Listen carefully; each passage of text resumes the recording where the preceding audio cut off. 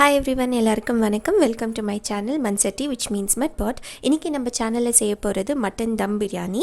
But நம்ம இன்னைக்கு மிச்சமான mutton கிரேவியை வச்சு தம் பிரியாணி எப்படி செய்கிறதுன்னு பார்க்கலாம். இது நீங்கள் chicken gravy or mutton gravy எது மிச்சம் இருந்தாலும் நீங்கள் இந்த மெத்தட் ஃபாலோ பண்ணி பிரியாணி செய்யலாம். ரொம்ப டேஸ்டியாக இருக்கும்.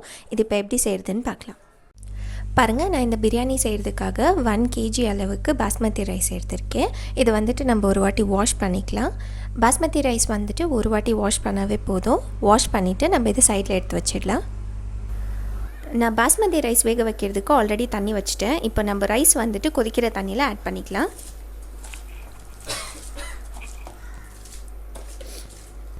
ரைஸ் வந்துட்டு தண்ணியில் ஆட் பண்ணதுக்கப்புறமா நம்ம கொஞ்சம் ஸ்பைசஸ் ஆட் பண்ணோம் ஃப்ளேவருக்காக. அதுக்கு நான் ஒரு 2 இன்ச் அளவுக்கு சின்னமன் எடுத்திருக்கேன், உடச்சி வச்சுருக்கேன். ஒரு 5லேருந்து 6 லவங்கம் ஆட் பண்ணிக்கலாம். 2 ஏலக்காய், 2 மராட்டி மொக்கு ஆட் பண்ணிக்கோங்க. ஒரு ஸ்டார் பூ, ஒரு பே லீஃப் ரெண்டாக கட் பண்ணி வச்சுருக்கேன். அது ஒரு 1/4 டீஸ்பூன் அளவுக்கு நம்ம ஃபெனல் சீட்ஸ் ஆட் பண்ணிக்கலாம். சோம்பு, கொஞ்சமாக குட்டி குட்டியாக கட் பண்ண புதினா ஆட் பண்ணிக்கோங்க. ஒரு 1/4 கப் அளவுக்கு நான் ஆட் பண்ணுறேன். கொஞ்சமாக கொரியாண்டர் லீவ்ஸ். இது கூடவே நம்ம கொஞ்சமாக உப்பும் ஆட் பண்ணிக்கலாம். அப்போ தான் ரைஸ் வந்துட்டு கொஞ்சம் டேஸ்டியாக இருக்கும். இப்போ இது எல்லாத்தையும் சேர்த்து மிக்ஸ் பண்ணி நம்ம இதை ஒரு 3 to 4 minutes வேக வச்சாவே போதும். பாஸ்மதி ரைஸ் வந்துட்டு ஹாஃப் வெந்துடும். இது வந்துட்டு நீங்கள் ரொம்ப வேக வச்சிட்டிங்கன்னா நம்ம தம் போட்டு எடுத்தோன்னா ரைஸ் வந்துட்டு ஒன்றோட ஒன்று ஒட்டிடும் அண்ட் ரைஸ் வந்துட்டு உடஞ்சிரும். ஸோ நீங்கள் இது வந்துட்டு பாதி வேக வச்சு எடுத்துக்கோங்க.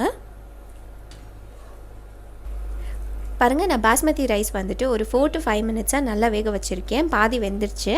உடனே தண்ணியிலேருந்து எடுத்து நம்ம சைடில் வச்சிடலாம். இது ரொம்ப நேரம் நீங்கள் தண்ணியில் விட்டிங்கன்னா ரொம்ப வெந்துடும். பாஸ்மதி ரைஸ் வந்துட்டு வேக வச்சு செப்பரேட்டாக எடுத்து வச்சாச்சு. இப்போ நம்ம ஆனியன் ஃப்ரை பண்ணிக்கலாம். அதுக்கு நான் எண்ணெய் ஆட் பண்ணிக்கிறேன். ஆயில் கொஞ்சம் நம்ம அதிகமாக தான் ஆட் பண்ணோம். நான் ஒரு 10 to 12 டீஸ்பூன்ஸ் அளவுக்கு ஆயில் ஆட் பண்ணியிருக்கேன். உங்களுக்கு ஆயில் வேண்டாம்னு நினச்சிங்கன்னா நீங்கள் கீ ஆட் பண்ணிக்கோங்க. கீ ஆட் பண்ணிங்கன்னா ஃப்ளேவர் இன்னும் நல்லாயிருக்கும். எண்ணெய் வந்துட்டு நல்லா காஞ்சிடுச்சு. காஞ்சதுக்கப்புறமா நான் ஒரு 4 ஆனியன் இந்த மாதிரி நீட்டமாக கட் பண்ணி வச்சுருக்கேன். இதை வந்துட்டு நம்ம ஆயிலில் சேர்த்துடலாம்.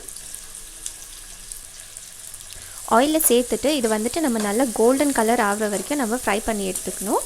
இது ஃப்ரை பண்ணுறதுக்கு ஒரு 2 to 3 minutes டைம் எடுக்கும். ஹீட் வந்துட்டு ஹையில் வச்சு நல்லா ஃப்ரை பண்ணி எடுத்துக்கோங்க. இந்த பிரியாணிக்கு வந்துட்டு நீங்கள் ஆனியன் தான் மெயின் டேஸ்ட். ஸோ ஆனியன் வந்துட்டு ஃப்ரை பண்ணி சேர்த்தா மட்டும்தான் அந்த தம் பிரியாணி நல்லா இருக்கும்.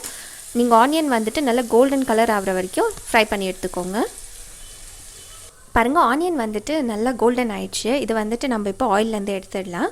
Actually it took longer then expected. நான் ஒரு 3 to 4 minutes ஆகிடும்னு நினச்சேன். பட் இது ஒரு 5 to 6 minutes டைம் எடுத்தது இந்த அளவு கோல்டன் ஆகிறதுக்கு. ஆனியன் வந்துட்டு ஆயிலேருந்து எடுத்தாச்சு. இப்போ நம்ம அதே எண்ணெய்க்கு நம்ம பட்டை சேர்த்துக்கலாம்.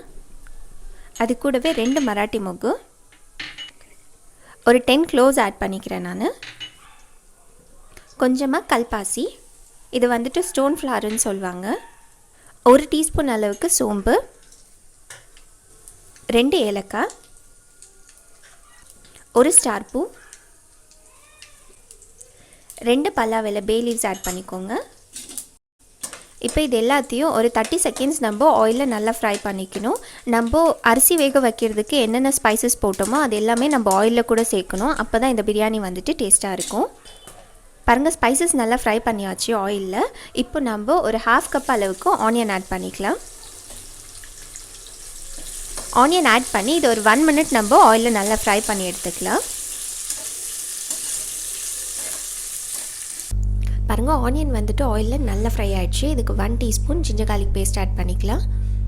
அது கூடவே 1 டீஸ்பூன் பிரியாணி மசாலா, 5 பச்சை மிளகா, இது எல்லாத்தையும் ஆட் பண்ணி நம்ம ஆயிலில் 1 minute நல்லா ஃப்ரை பண்ணிக்கணும். நம்ம ஜிஞ்சர் அண்ட் கார்லிக் வந்துட்டு பேஸ்ட் வந்துட்டு ஆயில் ஆட் பண்ணதுக்கப்புறம் ஃப்ரை பண்ணலன்னா பச்சை வாசனை அடிக்கும். நம்ம ஆல்ரெடி ஸ்பைசஸ் எல்லாம் போட்டு தான் மட்டன் கிரேவி பண்ணியிருப்போம். அதால் தான் நான் இதுக்கு வெறும் ginger garlic paste and biryani masala 2 மட்டும் ஆட் பண்ணுறேன். க்ரீன் சில்லி உங்களுக்கு இன்னும் காரமாக வேணும்னு இன்னொரு 2 க்ரீன் சில்லி நீங்கள் எக்ஸ்ட்ரா ஆட் பண்ணிக்கோங்க. பாருங்கள், எல்லாத்தையும் சேர்த்து நல்லா ஃப்ரை பண்ணியாச்சு. இப்போது நான் 4 டொமேட்டோ குட்டி குட்டியாக கட் பண்ணி வச்சுருக்கேன். அதை ஆட் பண்ணிக்கலாம். அது கூடவே தேவையான அளவுக்கு உப்பு. டொமேட்டோ மேலே உப்பு ஆட் பண்ணிங்கன்னா டொமேட்டோ வந்துட்டு சீக்கிரமாக வெந்துடும். இப்போ இது எல்லாத்தையும் சேர்த்து மிக்ஸ் பண்ணி நம்ம டொமேட்டோ நல்லா கொஜ்ஜாகிற அளவுக்கு நம்ம நல்லா ஃப்ரை பண்ணி எடுத்துக்கணும். டொமேட்டோ போட்டதுக்கப்புறமா நல்லா ஃப்ரை பண்ணியாச்சு. பாருங்கள் டொமேட்டோ நல்லா வெந்துருச்சு. இப்போ நம்ம leftover mutton gravy add பண்ணிக்கலாம். உங்கள்கிட்ட மட்டன் கிரேவி இல்லைன்னா நீங்கள் சிக்கன் கிரேவி எது இருந்தாலும் நீங்கள் ஆட் பண்ணிக்கலாம். நான் வந்துட்டு ஒரு 2 கப் அளவுக்கு கிரேவி இருந்துச்சு, நான் ஃபுல்லாகவே ஆட் பண்ணிட்டேன். இப்போ இதுக்கு ஒரு 1/4 கப் அளவுக்கு நம்ம கட் பண்ணி வச்சு புதினா ஆட் பண்ணிக்கலாம். அது கூடவே கொரியாண்டர் லீவ்ஸும் நம்ம ஆட் பண்ணிக்கலாம். இப்போ இது எல்லாத்தையும் சேர்த்து நம்ம ஒரு 3 to 4 minutes நல்லா வேக வச்சு எடுத்துக்கணும். நீங்கள் இது mutton gravy or chicken gravy வச்சு தம் பிரியாணி செஞ்சிங்கன்னா உங்களுக்கு ப்ராசஸ் ரொம்ப சிம்பிளாக இருக்கும்.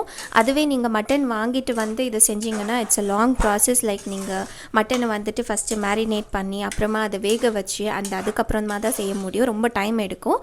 ஸோ இந்த மாதிரி left over chicken gravy or mutton gravy ஏதாச்சும் இருந்துச்சுன்னா நீங்கள் இந்த மாதிரி ஈஸியாக தம் பிரியாணி வீட்டில் செஞ்சு டேஸ்ட் பண்ணி பாருங்கள். மட்டன் கிரேவி போட்டு நான் ஒரு 2 to 3 minutes நல்லா கொதிக்க வச்சுருக்கேன். பாருங்கள் சைட்லலாம் எண்ணெய் விட்டுருக்கு, உங்களுக்கு பார்த்தாலே தெரியும். இப்போ நம்ம ஃப்ரை பண்ணி வச்சோம் இல்லையா கோல்டன் கலராக ஆனியன், அதில் வந்துட்டு பாதி நம்ம இது மேலே சேர்த்துக்கலாம். இந்த மாதிரி எல்லா சைடும் சேர்த்துக்கோங்க.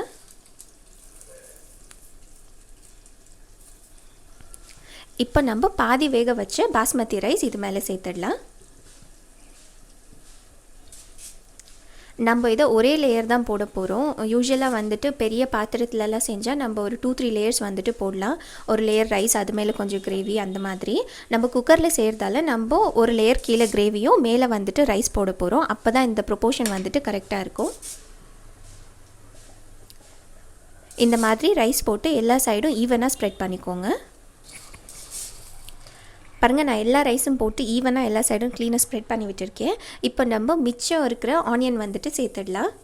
இதுக்கு நீங்கள் நிறைய ஆனியன் சேர்த்துக்கோங்க. எவ்வளோ ஆனியன் சேர்க்குறீங்களோ அவ்வளோ டேஸ்டியாக இருக்கும்.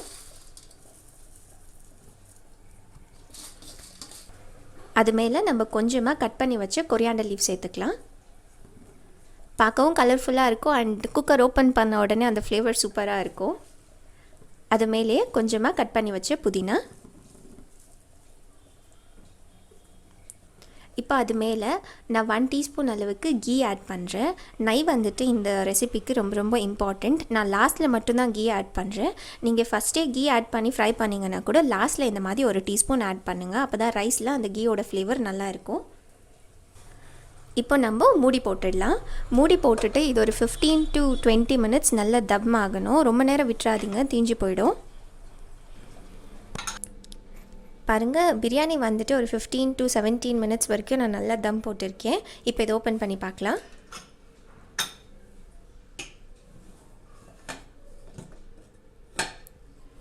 பாருங்கள் சூப்பராக வந்திருக்கு. பாருங்கள் சூப்பராக டேஸ்டியாக தம் பிரியாணி வீட்லேயே ரெடி ஆகிடுச்சு. இப்போ இதை நம்ம பிளேட்டில் போட்டுக்கலாம்.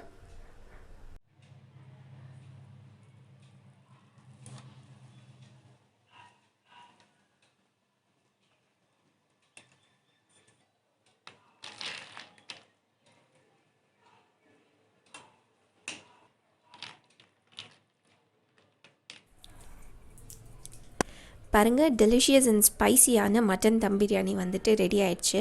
இது நம்ம லெஃப்ட் ஓவர் மட்டன் கிரேவியை வச்சு தான் பண்ணோம். ஆனால் டேஸ்ட் வந்துட்டு சூப்பராக இருக்கும். கண்டிப்பாக வீட்டில் ட்ரை பண்ணி பாருங்கள், உங்கள் எல்லாருக்கும் பிடிக்கும். வேறு ஒரு ரெசிபியோடு பார்க்கலாம். Until then take care.